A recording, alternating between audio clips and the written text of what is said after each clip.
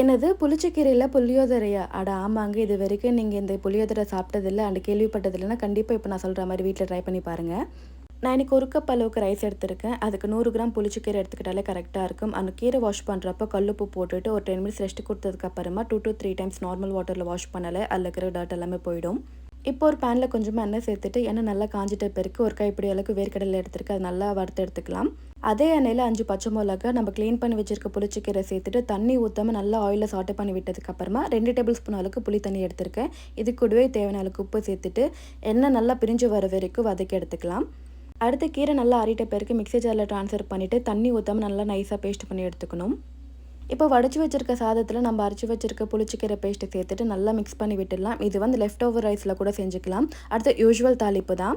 அந்த சாதம் தாளிக்கிறதுக்காக கடையில் எண்ணெய் சேர்த்துட்டு கடலைப்பருப்பு, உளுத்தம் பருப்பு, கடுகு, சீரகம், வரமிளகாய் இது கூட கொஞ்சம் பச்சை மிளகாய் எக்ஸ்ட்ரா ஆட் பண்ணியிருக்கேன். பச்சை மிளகாய் நல்லா வதங்கிட்ட பிறகு மஞ்சத்தூள், தேவையான அளவுக்கு உப்பு சேர்த்துட்டு ஃபைனலாக கொஞ்சமாக கருவேப்பிலை அண்ட் பெருங்காயத்தூள் ஆட் பண்ணிக்கணும். எண்ணெய் கொஞ்சம் வெதப்பாக இருக்கிறப்போ சாதத்தில் சேர்த்துட்டு இது கூட வறுத்து வேர்க்கடலை நான் கொஞ்சமாக கொத்தமல்லி சேர்த்துட்டு நல்லா மிக்ஸ் பண்ணி எடுத்துட்டாலே சூப்பரான ஆந்திரா ஸ்டைல் கோங்கூர புளிஹோரை ரெடி. கண்டிப்பாக ட்ரை பண்ணி பாருங்கள்.